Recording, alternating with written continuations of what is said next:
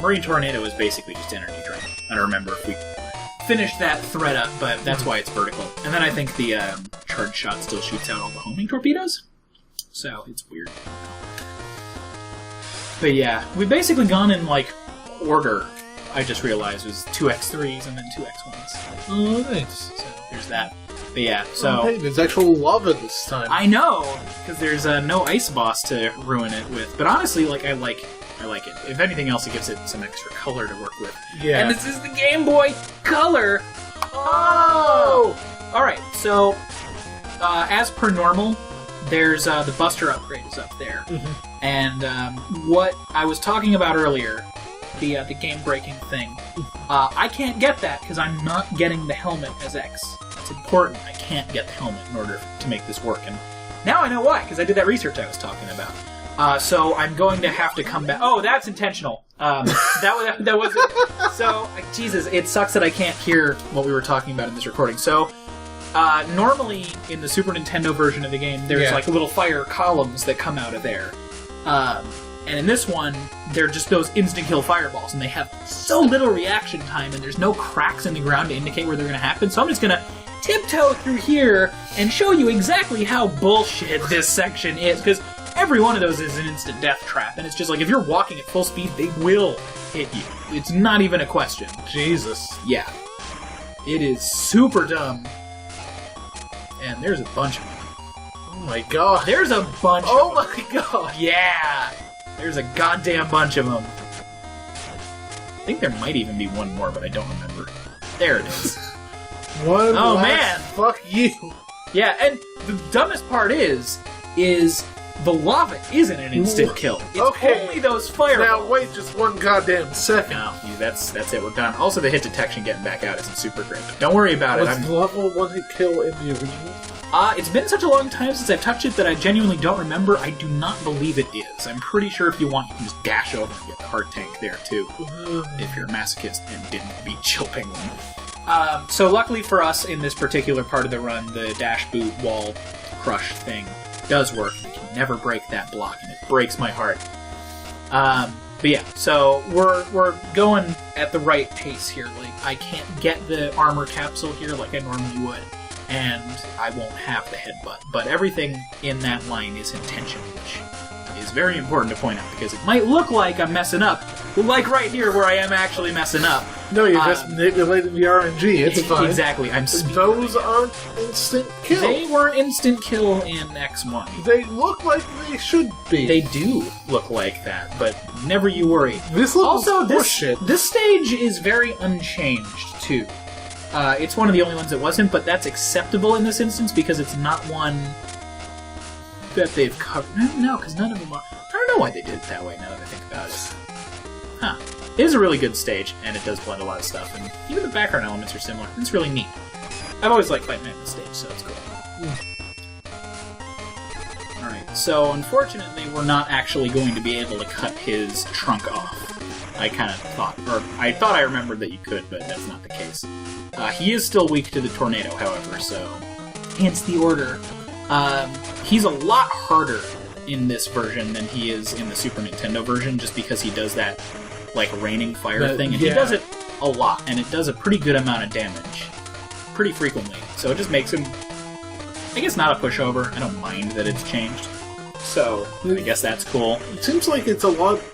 His witness weapon is a lot harder to hit with now, since it's not horizontal. It kind of makes sense, since there's a lot of either dodging under him or over him, which is, I mean, kind of similar to what you do with all of the bosses, but it's a lot more pronounced in Mammoth's fight than it always has been, because of how far he jumps compared to everybody else. Right. And you can't really push him back or anything like that. Unfortunately, I run out of ammo there, but it's not, at this point, it's going to be a challenge or anything. Does that kill him? I don't remember. I think it does. Cool. Well, there you go. And then the fire kills you. Exactly. It's a double knockout, wherein only I lose. But yeah, so now, what really sucks, just entirely, is Fire Wave in this game is not Fire Wave from the Super Nintendo, so I will not be using it very often. Oh man, really? Yeah, so...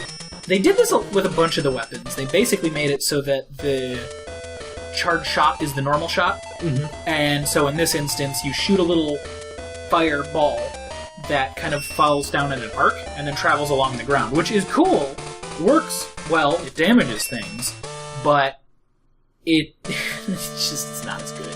So, then what's the charge shots for them? I think the charge shot for that one is like the fire rain, I think, but I don't even remember. Like, I use it so infrequently that it doesn't matter.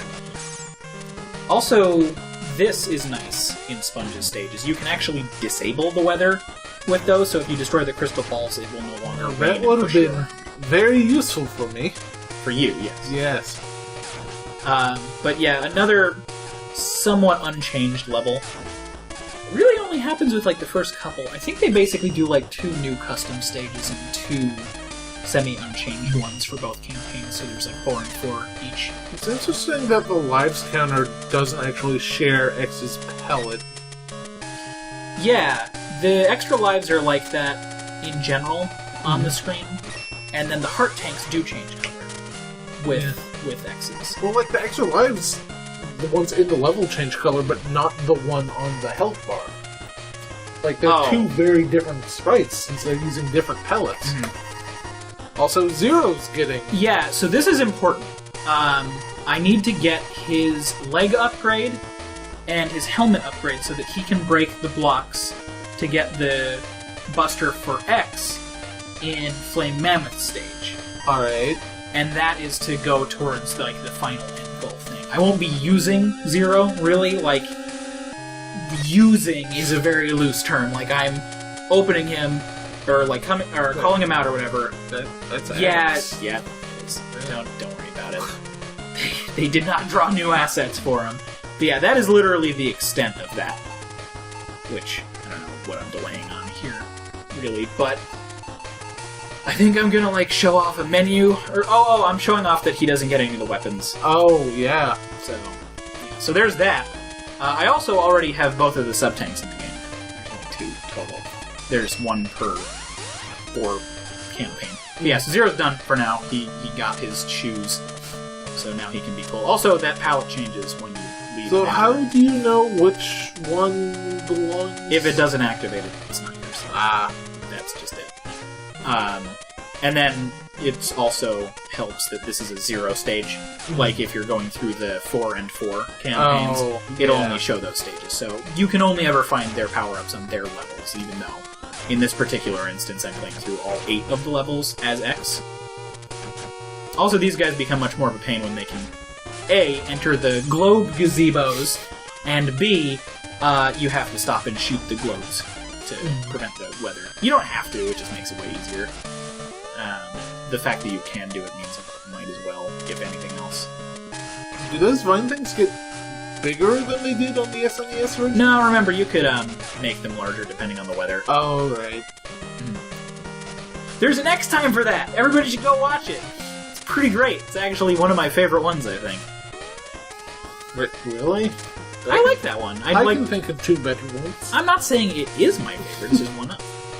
That was interesting. So now we've got a little bit of Boomer Quanger going on. Just a little bit. Reusing the elevator stuff from the other one. So his stage gets a little bit of a touch-up. And now we're immediately going into a boss fight again. And instead of being weak to the cutting weapon, we're going to light a sponge on fire. But it's a sea sponge loofah. Yeah. Oh, yeah, thanks to one of our friends, we now know that the Japanese pronunciation of his name, Wire Hitmoral, or however you say it, basically means loofah. So he's not even a sea sponge, he's a house sponge, because wire sponge is just the fucking worst. Also, okay, so... I think it was Dresh, by the way. Yeah. Dresh. It's Nick. Steve. It's our buddy Nick. So he still gets cut in half by fire, and also goes back to his home planet for a little while before he gives up and stops. But yeah, so his lightning dance thing, way scarier in this, because it actually targets you. Oh. So you need to kind of like keep moving around and not get hit by all of them, and also fight back a little bit so that you're doing damage to him, while also, oh my god, it's somehow even worse in this game than it is in the others. I genuinely don't remember if I use it a lot. But it was bad last time. I know. Now it's worse.